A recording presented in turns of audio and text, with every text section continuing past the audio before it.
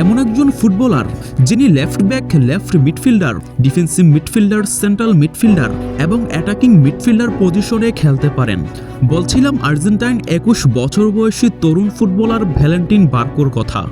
আধুনিক ফুটবলে একজন ফুটবলার রক্ষণভাগের জন্য বোঝা হবেন নাকি দলের জন্য টেকনিক্যালি তুরুপের তাস হয়ে উঠবেন, তা অনেক সময় নির্ভর করে কেবল একজন দূরদর্শী কোচের উপর।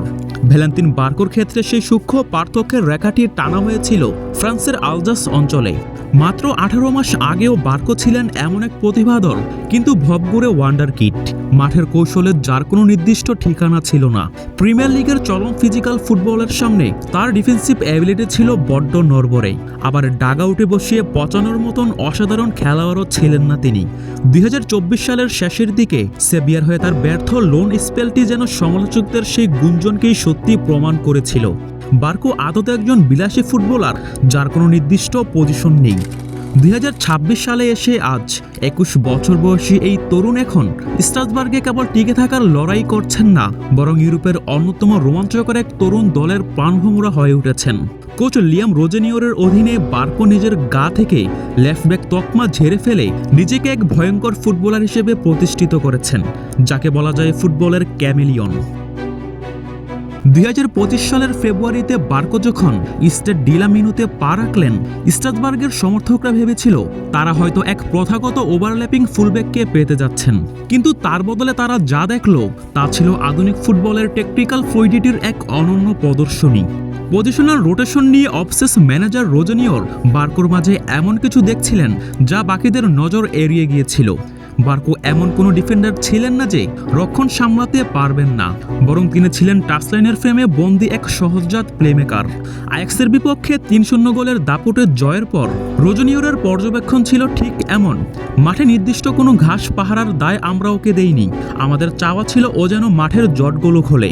কোচের 3-2-5 ফরমেশনে কাগজে কলমে বার্কোর ভূমিকা লেফট উইং ব্যাক হলেও তার হিটম্যাপ বলছে ভিন্ন কথা। সাইডলাইনের ধার ঘেঁষে গতানুগতিক ফুটবল তাকে টানে না, বরং ইনভার্টেড হয়ে তিনি মাঝমাঠের দিকে ঢুকে পড়েন এবং হানা দেন প্রতিপক্ষের রক্ষণ আর মিডফিল্ডের মাঝখানের সেই ধোঁয়াচ্ছন্ন ফাঁকা জায়গাগুলোতে। সেখান থেকেই একজন পোর খাওয়া নাম্বার 10-এর মতো দাপটের সাথে তিনি ম্যাচের ছন্দ নিয়ন্ত্রণ করেন। নিজের ছোটখাটো শরীরটা কাজে লাগিয়ে তিনি প্রতিপক্ষের প্রবল চাপ থেকে অনায়াসেই বেরিয়ে আসেন, আর তারপরই রক্ষণচারা সব পাশে ফালাফালা করে দেন প্রতিপক্ষকেই। বার্কোর এই নতুন রূপ তার সবচেয়ে বড় শক্তির জায়গাটিকে উন্মুক্ত করে দিয়েছে, আর তা হলো বল পেয়ে আক্রমণাত্মক মেজাজ। বোকা জুনিয়র্সে খেলার সময় রক্ষণ থেকে বল নিয়ে তার ড্রিবল করে উপরে ওঠার প্রবণতা মাঝে মধ্যে সমর্থকদের জন্য হার্ট অ্যাটাকের কারণ হয়ে দাঁড়াতো, কিন্তু স্ট্রাসবার্গে সেটি এখন দলের অন্যতম প্রধান অস্ত্র। মাঠের মাঝখানে ঢুকে আসার এই কৌশলেই তিনি প্রতিপক্ষের উইঙ্গারদের এক কঠিন দোনাটানায় ফেলে দেয়। তারা যদি বার্কোর পিছু নিয়ে ভেতরে ঢুকে আসে তবে উইংয়ে বড় ফাঁকা জায়গা তৈরি হয় সতীর্থদের জন্য, আর যদি তারা উইং ধরে দাঁড়িয়ে থাকে তবে বার্কো অনায়াসই মাঝমাঠে নিজের স্পেস পেয়ে যায়। ডিফেন্ডারদের জন্য পরিস্থিতিটা অনেকটা শ্যাম রাখি না কুল রাখির মতো। 2025-26 সিজনে তার পরিসংখ্যান এই পরিবর্তনের বড় প্রমাণ।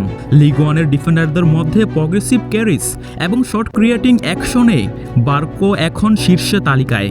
ভ্যালেন্টিন বার্কো এখন কেবল প্রতিপক্ষের আক্রমণেই থামানোই না, বরং দলের আক্রমণের সূচনা লগ্নটাও নিজের পায়েই গড়েন। রক্ষণভাগের যে দুর্বলগুলোতে ব্রাইটনে থাকাকালীন বার্কোকে ভুগিয়েছিল সেগুলো একেবারে মুছে না গেলেও অনেকটাই ঢাকা পড়ে গেছে। মূলত স্ট্রাসবার্গের টেকনিক্যাল স্ট্রাকচার তাকে সেই সুরক্ষা দিচ্ছে। পেছনে ক্ষিপ্রগতির সেন্টার ব্যাকদের ব্যাকআপ থাকায় ভ্যালেন্টিন বার্কো এখন অনেক উপরের দিকে উঠে প্রেসিং করার স্বাধীনতা পান। ফলে নিজের কর্নার ফ্ল্যাগের কাছে প্রতিপক্ষের সাথে 1-on-1 ডুয়েলে একা পড়ে যাওয়ার চেয়ে বরং মাঝমাঠে বল কেড়ে নিয়ে পাল্টা আক্রমণ সাজানোতে তিনি বেশি কার্যকর হয়ে উঠেছেন।